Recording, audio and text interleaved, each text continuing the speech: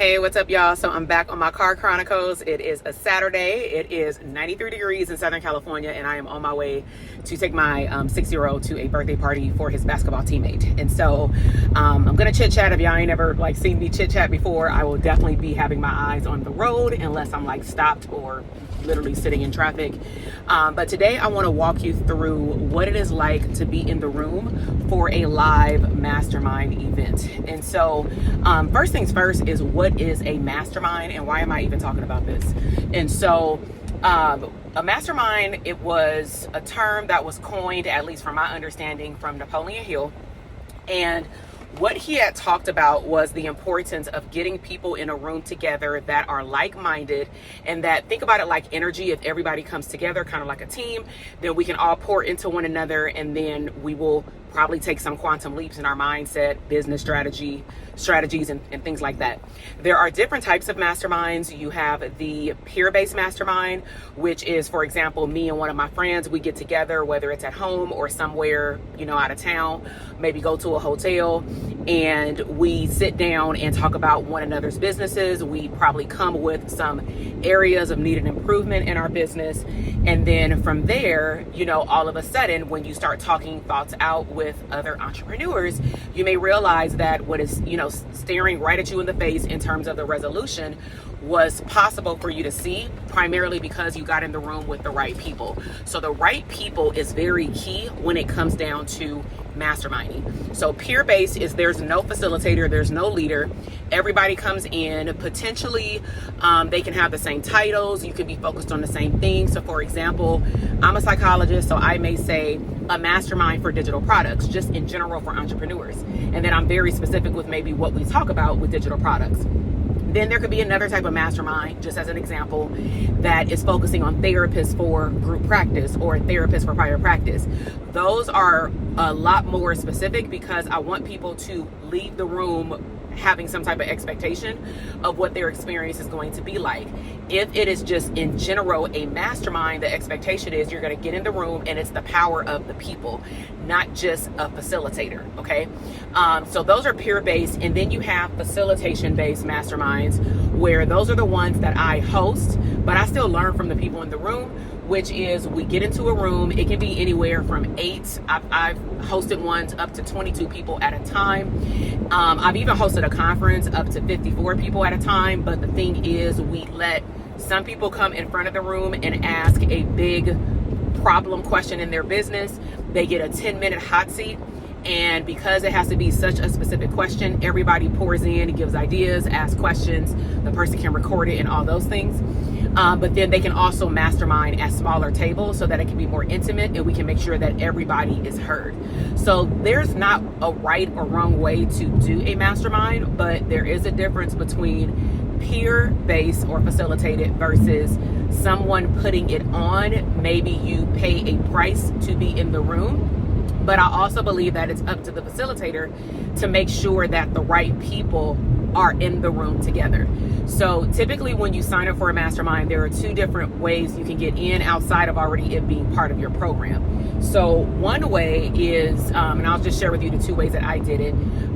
3. So one way that I've done it is, it was just part of our actual mastermind cohort, where I had a group of entrepreneurs, therapists, and they were working on a variety of things, whether it be digital products, coaching programs, group practice, pretty much those were the main 3. And expansion. So expansion into beyond group practice, like building out mental health programs in the community and things like that. So those individuals were interviewed before they even were able to get into a room with one another. So I was able to handpick certain people that I felt like, based on the interview and what they had shared about their business thus far, that they would gel well with other people. So that's one type. The second type is, I put out content, I put out information, videos, etc. And then we do enrollment calls. So enrollment calls would usually include some type of application, very similar to the mastermind program, but they have to fill out an application so that we can read what they are looking forward to, so that we can make sure they would fit in even with the topics or discussions that we're going to have. And that's another thing. Some masterminds are very strategic with guest speakers or topics, and then some are We're just going to get in a room and we're going to see what happens, right? And both of them I've been in, and they're pretty fascinating. But typically there is a theme that makes it a lot easier for people to know what they're getting into. So there's the part of the program mastermind, there's the general public application type of mastermind, and then there's also, you just go to a page, enrollment page, you read the information, and to me, we're grown adults, and if you're a business owner, and for us, if you're looking to scale your business, the expectation is that you've already grown your business, you already have generated even a certain amount of money in your business, and as a facilitator, we can I've put it before where, I want someone who has already made over a certain amount either every month, consistently for 6 months, etc., because it shows at least that you're getting out there and you're making money, even if you don't have the systems prepped for you to go to the next level, right? And so that's the enrollment page. So those are the 3 types of ways that people have come into our masterminds.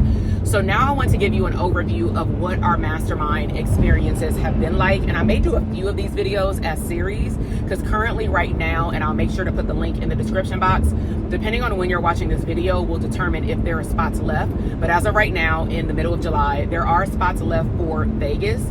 We are hosting a Vegas mastermind in September, the day after Labor Day. So like me and my team member, we're flying out there on Labor Day, and then we're going to be out there for the extent for the 2-day event, and then we're going back home the day after because it's a busy month for our company.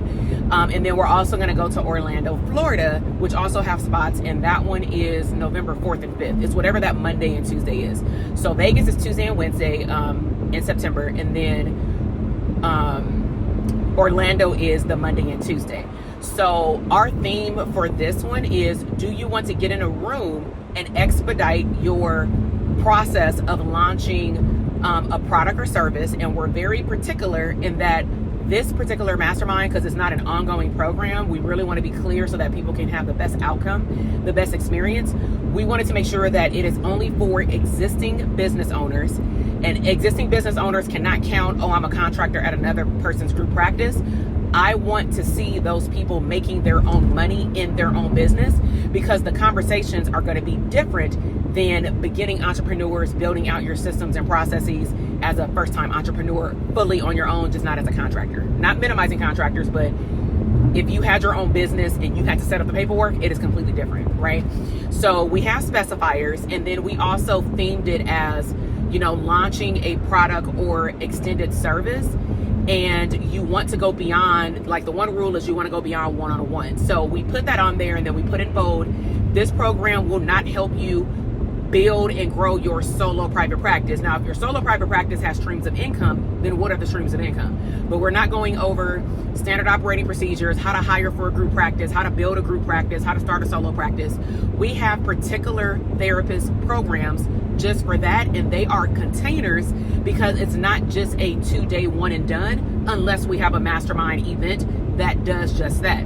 Okay, so we're also looking for people who take fast action, because there is no recorded modules, things like that. And so those people have to be in that room ready to talk, ready to implement, and ready to get to work. Okay, so the very first mastermind that I hosted was actually in 2020.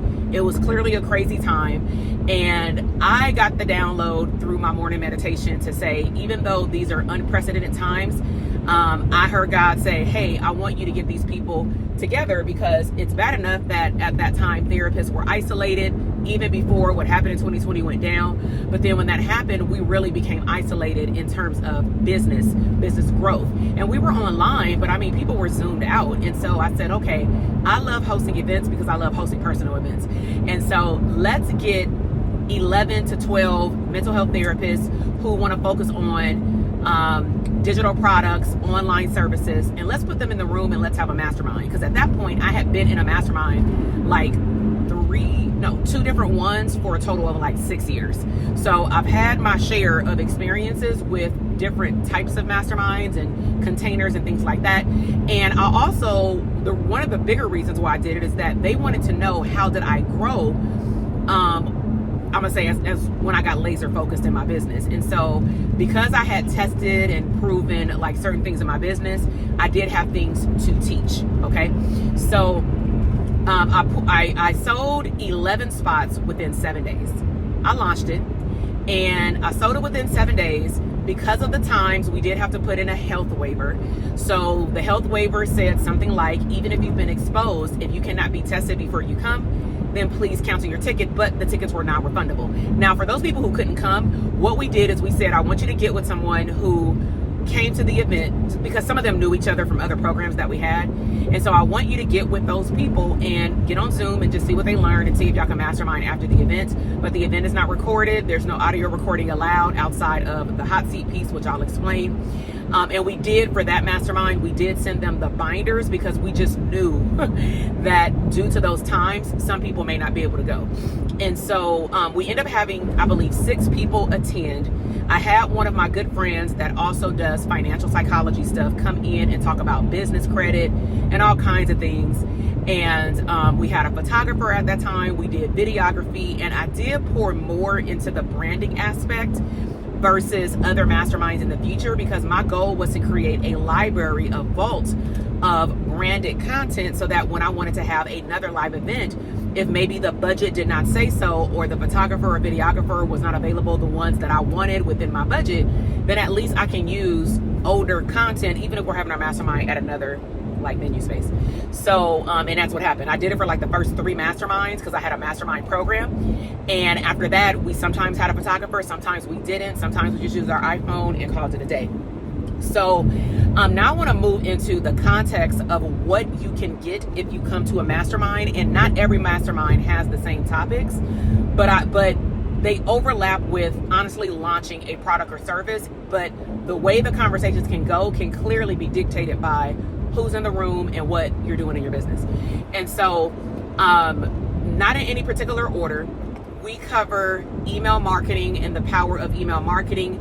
I showed them samples of like nurture campaigns, launch campaigns, and then I tell them, neat tricks of what they should do when they leave the event, so that they can pay closer attention to how they're being marketed to all the time, including through my email marketing system.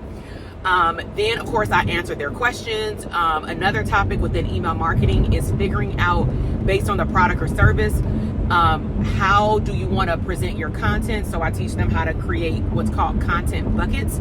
And that makes it easier within a framework, like a syllabus of how to create content throughout the month or within the container of launching their product or service. I do get them out of their chair. We break them up into smaller groups, depending on how many people go. Even though we may have 8 seats, 11 seats, it doesn't mean that sometimes everybody comes, even that pays. And so I had a mastermind with as little as 3 people in the room. And those 3 people, I would just step away, and then they would, no, it was 4. It was 4 people. So the smallest mastermind that I've had was 4. And I just broke them into groups of 2. And miraculously, what ended up happening is 2 people and 2 people matched the type of product or service. Like some were in the digital space, some were in the service space. So I put them in groups on purpose so that they can have the same type of context in their conversations, right? So we did content mapping. We did launch, email marketing with launches. And then I talked to them about how to debrief, how to look at your numbers, how to make decisions during a launch of what direction you're supposed to go. I showed them my numbers during a launch that I don't go into detail with, like on YouTube or anything like that. I remember we went to New York one time for a mastermind, and I actually carved out time. And this was all because of, I'll tell you, like certain things we do before we get to the mastermind to help me see who's going to be in the room. So I carved out like an hour and a half on the second day for them to actually create content. So I said, hey, if you have a small ring light, bring it. That can attach to your phone. Make sure you bring your external charger, because on one of the days, I'm not sure, depending on how the flow of the day will go, we're going to actually create content in the room. And one person, no lie, we did it actually on the first day with that group in New York. And on the second day when she came back, I said, hey, what are some aha moments that y'all have from like yesterday? And she said, man, I got to my hotel room. I couldn't sleep, because that's usually the thing that we hear. And it's not I can't sleep because I'm anxious. It's like I'm excited and I got all this information and I need to brain dump and potentially create. And they were already in the creation space. So she created 30 reels. 30 reels, and she's been on fire ever since, y'all. That was like 2.5 years ago. So 30 reels, that was like crazy to me. But what she did is she was smart. She said, I was trying to put everything all in one video, when the reality of it is, I always say this, like, it seems like not enough to you because it's your knowledge, it's your information. and you've been probably speaking whatever you know for a long time. You've been thinking it, you've been conditioned to learn it. However, when you share it with the general public, they know nothing. And so you may think I'm gonna take these people through my 5-part process. And if you're creating content, you don't need to do that. Okay, like you can do step 1, or one video can be, this is my 5-step process, and then name them. And then in the next video, this is step 1. Next video, this is step 2. So they were able to create like their, what I call content buckets, framework for their launch. So we take them through the 4 phases. We break them up into groups. We have them bring their laptop. We always try our best, but it's not guaranteed, to ensure that we have some type of Wi-Fi. The only time that we have not had Wi-Fi is when we go to larger venues, because unless people pay for it, those venues, the Wi-Fi is not free. So for example, if we were in Vegas, I usually get a large conference room, hotel room. So the Wi-Fi is automatically free. When we've been in Los Angeles at like the Sheraton, the Wi-Fi in your room is free, but the Wi-Fi code changes when you go into the conference room. So some of our masterminds, we told them like, hey, if you want Wi-Fi, it's $45 for both days. If you need Wi-Fi to type and to do certain things as we're walking you through launches, buy the Wi-Fi. It's an investment. It's a tax write-off, right? So those are some of the things that we covered, with a whole lot of other things. We've covered, depending on the time of year, we've covered Black Friday sales. We walked them through how their email campaign, or how they should be shipping out their products, happened during Black Friday. We talk about growth versus scale. We talk about what's going to happen when they leave the event, but I do leave room for personal development and just general conversation and Q&A. And then there's a significant amount of time, maybe I'm gonna say 2 to 3 hours out of the 2-day event, that we commit to having what's called hot seats, but that can change if people don't submit their hot seat. Some people's hot seat question gets answered when someone else goes before them. So what typically happens is, let me rewind. Before we go to the event, I started implementing this back in 2022 because I saw the power of, when they're not already in a container with me in a program, I would like those people to get to know one another, or at least know that each other exists. Let's just say if they can't make it to the orientation call, before they come into the room, because it's more familiar. And when something is more familiar, you're quicker to open up. So what I started doing for all of our in-person masterminds that were not in a container for a program is that I did a Zoom call, let's just say on a Saturday morning for like an hour, just as an intro, and just to get people oriented to one another, have them introduce one another, exchange information. If they live in the same local area, we have a Telegram group for different locations. So I'll tell them like, hey, if y'all know that y'all gonna all land at the same time, try to collaborate when you need an Uber. You know, some of y'all may need to get together and rent a car, depending on what else y'all want to do or whatever. Some people, if they already know each other, they may want to, you know, bunk up in rooms to stack up money, you know, save more money. And maybe we've had people who go to dinner and they get there a day before, like we do. They go to dinner with each other and then they start going to dinner every night. You know, we had a mastermind when in 2020, they actually went to the room, somebody's room after the second day, and somebody had like a consistent live session on Instagram at the time for her business. And so she ended up on the fly with these people doing a panel. And that was so dope. They had their wine and stuff like that. I said, okay. And they did like a panel about mental health. And I thought that was pretty fire to like also incorporate some of the things that they were learning in the mastermind, but also she exposed her audience to other people so that if they needed referrals for service providers, there we have it. So a lot of things can happen, but my main importance outside of information and growth in your business is collaboration. That is the biggest thing for us, is collaboration. So after we do the meet and greet, like orientation stuff, then depending on when someone signs up and my capacity and what type of specials we have going on, we may offer people the opportunity to meet with me one-on-one so that I can grasp what's really happening in their business and give them something at least a month before so that they can be well prepped for what's about to happen in the room. It's not a all-in, full-blown, let me coach your whole business, but there is coaching that happens, you know, during that time. So that's like that's how we lead up to the event. And then clearly when they come in, they're more familiar. And then if they don't come to the orientation, even if we don't do one-on-ones at that time, they still are able to watch the replay and get to know one another. And then we usually have some type of online community where they start texting each other and things like that. So lastly, I want to cover the hot seat. I want to share with y'all also outcomes that have happened from these experiences. So the hot seat is, as I mentioned earlier, we have people either pre-submit their hot seat question because they may come into the event knowing what they want their question to be. And I'll give you some samples of what questions have been. And then some people have their hot seat question after the first day because they may not understand like the context of what to ask. And some people have been in programs with me where they know what to ask. And so some questions have been off the top of my head. Somebody was about to launch a group practice, but she was building the processes. So she had interns and she had licensed providers. And sometimes we forget that those are two different levels of training. And some people forget that having a group practice, for example, even though we don't help you from scratch, build your group practice. If you already have an existing one, you can ask questions because everybody has worked in somebody's agency, so they can help. So she had asked, like, what kind of trainings would you all give and how would you structure it for I have unlicensed and licensed providers. So when she left, do you know that she had a whole map for her whole year of trainings? Because it was, to us as therapists, it was a simple hot seat question because all of us have been interns. All of us have at some point, I think, been licensed. Some people do come to the event non-licensed, but they got other streams of income like digital products. So she left with a whole year of like list of trainings because she went to the hotel room and mapped it out. But not only that, when she got back home, she collaborated with a couple of the therapists there because their expertise was in certain areas. And guess what? Instead of her only using her time to host the trainings, she got some of those people to also host the workshops for her staff. And I taught them how to barter for services. You don't need to be selling to colleagues all the time. So maybe you have something that you need her to come speak about because of her level of expertise. So that was an example of one question. Another one was someone wanted to know how to sell their journals in bulk. And guess what? Within 6 months, she started selling her journals in bulk to schools, high schools and colleges. Okay.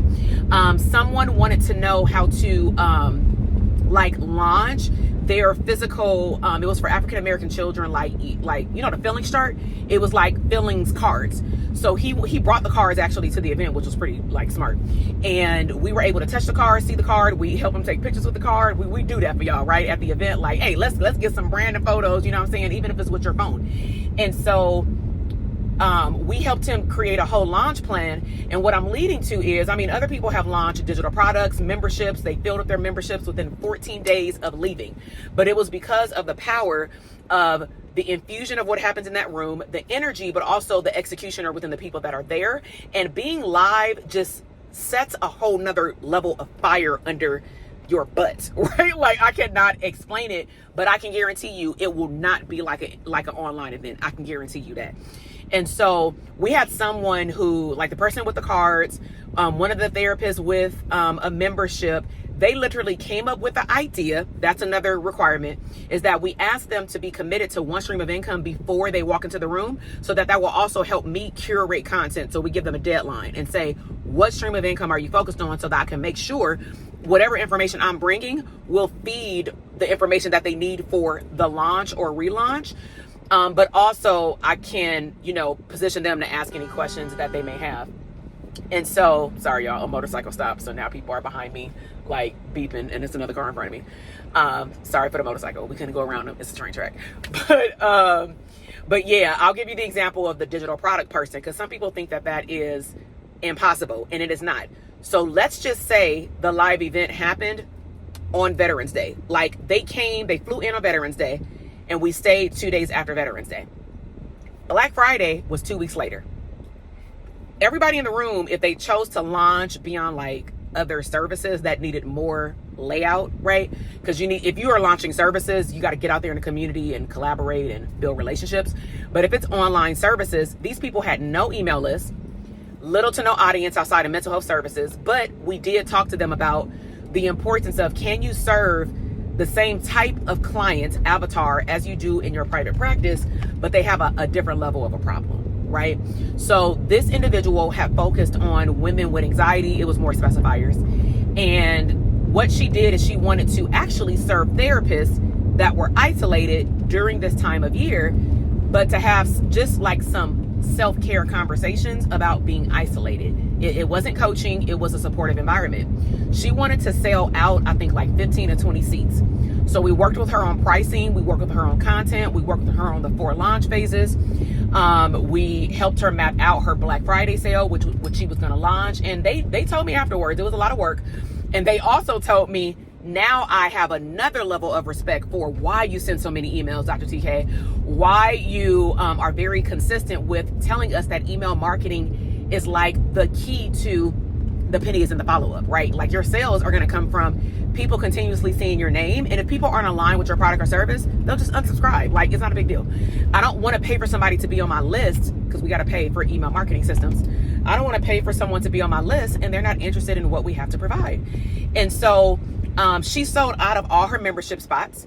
The therapist who wanted to sell out of her books, like I said, within 6 months, she was selling her books in bulk. And get this, when she left our event, she actually pre-sold her events to the public before she even physically got the books. Okay, and they were coming from China. We had someone else who, like I said, she did the group practice stuff. The guy with the cards, he was able to order a second batch, and he sold out of his cards during Black Friday, again with email marketing and a landing page and things that we taught them how to do. And so I'm just sharing with y'all what's possible if you come to a live event. So if you're interested, make sure that you click the information in the description box. What we are going to do is, if the spots are sold out, it will tell you it's sold out, when you go to the page. But as of right now, mid-July, it's very readily available for a few more spots to be taken. So if you want to come, make sure that if you have questions, you can comment on the bottom of this video. You can also DM me on Instagram. I can voice note you over there. I can't voice note you on on YouTube. But bottom line is, closed mouths don't get fed. And if you're ready to scale your business and see true results and get in a physical room, because some of y'all need to be in a room because online ain't cutting it. And some people may say, well, I'll just, take your courses online. And that's great. But some people actually need to be in person to get that other level of a push. And so I hope you like this video of me walking you through, I'm with my son, the mastermind process. Check out the description box with all the information for Orlando and Vegas, at least. Hold on for a second. For 2024. Subscribe to the channel if you're new here. Welcome or welcome back. Like this video, and I will see you on the next one. Bye. You say bye? Bye. All right.